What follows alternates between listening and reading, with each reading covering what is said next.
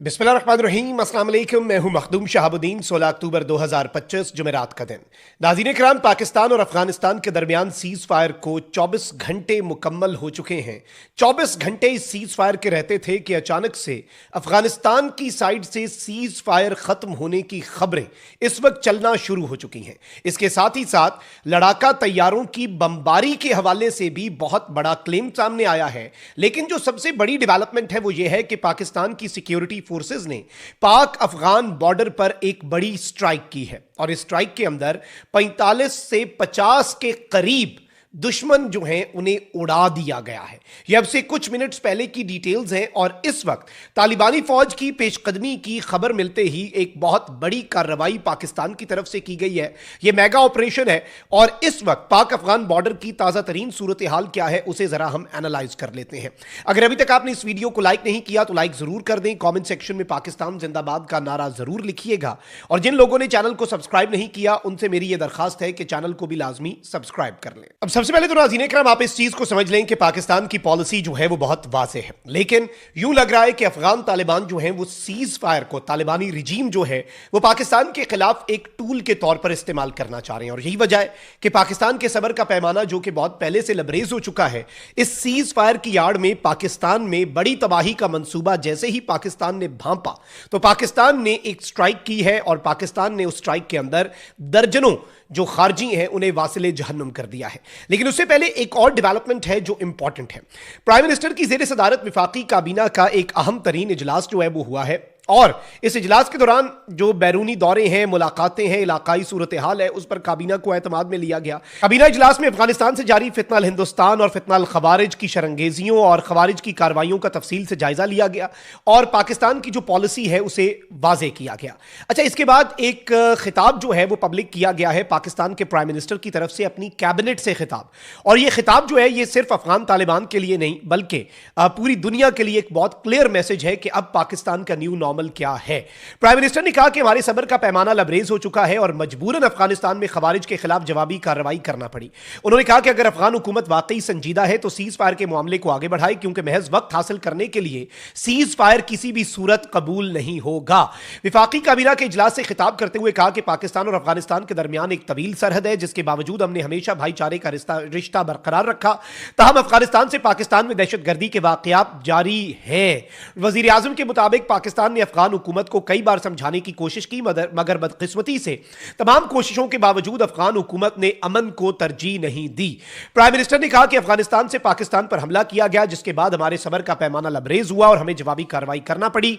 पाकिस्तान की फौजी क़यादत ने खवारिज को भरपूर जवाब दिया। उन्होंने कहा कि जब पाकिस्तान पर हमला हुआ तो अफगान वजीर खारजा दिल्ली में मौजूद थे और अफगानिस्तान ने दहशतगर्दों को खुली छूट दे रखी है। तवीलुल मुद्दती जंग बंदी पर बात हो सकती है मगर महज वक्त गुजारी के लिए आर्जी सीज फायर जो है वो अब हमें काबिल कबूल नहीं। अफगान हुकूमत ने हमसे रिक्वेस्ट की सीज फायर की, लेकिन यह बात अब याद रखनी होगी कि दहशतगर्दी को अपने मुल्क से जड़ से उखाड़ो, वरना यह आर्जी सीज फायर और बस कोई तैयारी के लिए अगर तुम लोगों को सीज फायर चाहिए तो इसकी इजाजत नहीं दी जाएगी। अच्छा, इसके साथ ही साथ अब हुआ क्या है। अब नाज़रीन किराम, एक तरफ तो अफगान मीडिया जो है उसने कुछ बड़ी तशवीशनाक डेवलपमेंट्स बताना शुरू कर दी हैं और अफगानिस्तान के एक जर्नलिस्ट हैं बिलाल सरवरी, वो कहते हैं कि जी Pakistan is attack the Gulparai area of Kunar Sarkano district, यानी अफगानिस्तान का एक डिस्ट्रिक्ट है कुनर सरकानो, उसका एरिया है गुलपराई। ये जो एरिया है इसके ऊपर इनका ये क्लेम है कि पाकिस्तान ने अटैक कर दिया। इन्होंने ये नहीं बताया कि पहले अटैक किसकी तरफ से हुआ, बट मल्टीपल अफगान सोर्सेज जो है वो ये रिपोर्ट कर रहे हैं कि सीज फायर उस तरीके से नाफिजुल अमल नहीं है। देखिए, पाकिस्तान की मिलिट्री तो एक प्रोफेशनल मिलिट्री है जो ऊपर से ऑर्डर्स लेती है। अफगानिस्तान की मिलिट्री जो है वो एक रोग एलिमेंट है, वो एक मिलिट्री कहलाने के लायक भी नहीं है। वो कोई किसी की बात मान लेता है, कोई किसी की, वो अपनी भी करते हैं। और इस वक्त अफगान तालिबान के अंदर एक रिफ्ट भी है, यानी हक्कानी ग्रुप की सुन्नी है, कंधारी ग्रुप की सुन्नी है या अपनी सुन्नी है, तो इसलिए उनके रोग एलिमेंट्स जो हैं और वो खारजियों के साथ बिल्कुल एक यकजान दो कालिब है वहां पर, ये जो बॉर्डर प्रोविंसेस हैं। तो इसलिए ये इतलात है कि इन्होंने कोई शरारत की है और इस शरारत का जवाब जो है वो पाकिस्तान की तरफ से दे दिया गया है। इससे भी बड़ी चीज नाज़रीन इकराम ये हुई है कि इसके साथ ही साथ अब अफगानिस्तान की साइड से ये रिपोर्ट हो रहा है कि पाकिस्तान जो है उसकी एयरफोर्स ने कुछ स्ट्राइक्स की हैं। जैसे कल पाकिस्तान की एयरफोर्स ने दिन की रोशनी में पख्तिका में, काबुल में, कंधार में ड्रोन स्ट्राइक्स की और बड़ी इफेक्टिव ड्रोन स्ट्राइक्स की। अब नाज़रीन इकराम ये बताया जा रहा है कि पाकिस्तान की एयरफोर्स ने एक मरतबा फिर से स्ट्राइक्स की। ये क्लेम कहां से आ रहा है? अफगान मीडिया से। अब जब हमने इस चीज को कंफर्म किया तो हमें ये बताया गया कि बिल्कुल जी कुछ स्ट्राइक्स तो हुई है, लेकिन ये स्ट्राइक्स जो है ये काफी मुख्तलिफ है। एज पर आर सोर्सेज नाज़रीन इकराम बिल्कुल वही हो रहा है जिसकी हमें उम्मीद थी। जो इन्होंने 11 और 12 अक्टूबर की दरमियानी शब भी वारदात डाली, जो पहली मरतबा इन्होंने पाकिस्तान की साइड के ऊपर हमला किया जब अफगान वजीर खारजा वॉज इन न्यू दिल्ली, उस वक्त भी नाज़रीन इकराम ये बताया गया कि बेसिकली ये इसकी आड़ में ये दहशतगर्दों को इन्फिल्ट्रेट करवाना चाहते हैं, यानी पाकिस्तान की सिक्योरिटी फोर्सेस की तवज्जो मबजूल करवा के दूसरी साइड से दहशतगर्द इन्फिल्ट्रेट कर जाएं। और इसीलिए टीटीपी के खारजीन के साथ लड़ रहे थे। जब हमने चेक पोस्टों पर कब्जा किया, वहां पर लाशें देखी तो तालिबानी फौजियों के साथ लाशें टीटीपी के खारजियों की पड़ी हुई थी। इसका क्या मतलब है? यानी ये मिलकर लड़ रहे थे पाकिस्तान के खिलाफ। अब नाज़रीन इकराम वो कोशिश नाकाम हुई और उससे पहले ही 10 तारीख को पाकिस्तान को यह पता लग गया था कि ये पाकिस्तान के बॉर्डर प्रोविंसेस जो है अफगानिस्तान के, वहां पर पूरे अफगानिस्तान से मुख्तलिफ ट्रेनिंग कैंप से अपने खुदकुश बम्बारों को इकट्ठा कर रहे हैं, असम्बल कर रहे हैं, ताकि उन्हें पाकिस्तान में इन्फिल्ट्रेट करवाया जा सके और पाकिस्तान के अंदर तबाही मचाई जा सके। फिर 14 और 15 अक्टूबर की दरमियानी शब भी बड़ी तश्कीलें जो है इन्होंने एंटर करवाने की कोशिश की पाकिस्तान में। फिर जब इन्हें फेंटा लगा और इन्हें समझ आ गई कि पाकिस्तान पता नहीं कौन सी टेक्नोलॉजी इस्तेमाल करके सर्वेलेंस कर रहा है, पाकिस्तान जो है वो ना खारजियों को एंटर होने दे रहा है, पाकिस्तान ना अफगान तालिबान जो है उनकी फौज को टिकने दे रहा है और मुकम्मल तौर पे फेंटा लगा रहा है। फिर इन्होंने दोबारा से सीज फायर की दरखास्त तो की, लेकिन अब इन्होंने क्या किया है कि इन्होंने इस सीज फायर का फायदा उठाकर पाकिस्तान की सरजमीन पर दाखिल होने की और दरअंदाजी की कोशिश कर दी है। अब हमारी इतलात के मुताबिक मेमन में पाक फौज ने एक इंतहाई कामयाब कार्रवाई की है, जिसमें 45 से 50 दहशतगर्दों को वासिले जहन्नुम किया गया है। बड़े पैमाने पर ये बहुत दर्जनों की तादाद में दहशतगर्द हैं, ऑलमोस्ट 45 to 50 जो है they have been dispatch to hell. जिला मोहम्मद में सिक्योरिटी फोर्सेस ने एक बड़ी कार्रवाई के दौरान पाकिस्तान में दरअंदाजी की कोशिश नाकाम बनाते हुए दहशतगर्दों को निशाना बनाया।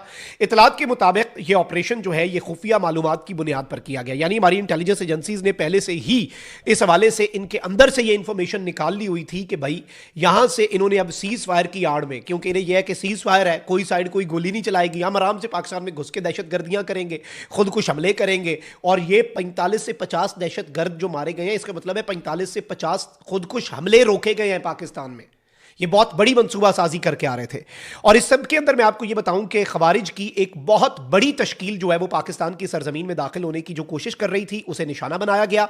आईबीओ था, वी वर ऑलरेडी प्रिपेयर्ड, हमें पहले से पता था कि ये आ रहे हैं। कार्रवाई के दौरान कई खवारिज जख्मी भी हुए, जबकि पाक फौज ने इलाके को घेरे में लेकर मुकम्मल क्लियरेंस ऑपरेशन शुरू कर रखा है।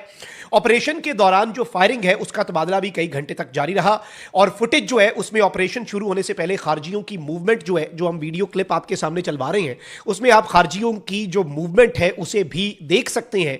हलाक होने वाले खवारिज अफगानिस्तान से पाकिस्तान में दहशतगर्दाना कार्रवाइयां सरंजाम देने आए थे।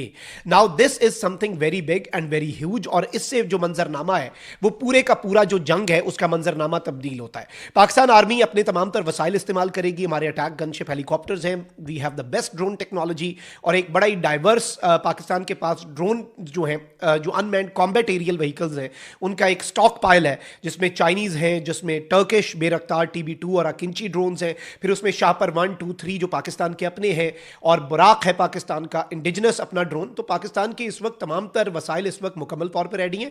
और ये जो पाकिस्तान ने अपनी एयर स्पेस भी बंद की है ना सेंट्रल पाकिस्तान में, ये इसीलिए है कि हम एक 2 फ्रंट वॉर के लिए मुकम्मल तौर पर तैयार बैठे हैं और रीडिप्लॉयमेंट हो रही है, कुछ मोबिलाइजेशन हो रही है। और पाकिस्तान को इस चीज़ का पता है, प्राइम मिनिस्टर की कैबिनेट से खिताब के अंदर अफगानिस्तान को ये मैसेजिंग कि सीज फायर को टेम्परेरी किसी अपने फायदे के लिए तुम लोग इस्तेमाल करना चाहते हो तो ऐसा नहीं चलेगा, हमें पता है। तो ये चीज भी हमें इस बात का इदराक है कि ये सीज फायर का इस्तेमाल किस तरह से करना चाहते हैं, लेकिन हम इन्हें मुकम्मल तौर पे इस वक्त मॉनिटर कर रहे हैं। कमेंट सेक्शन में राय का इजहार जरूर करें। अपना बहुत ख्याल रखें। अल्लाह निगहबान। पाकिस्तान जिंदाबाद।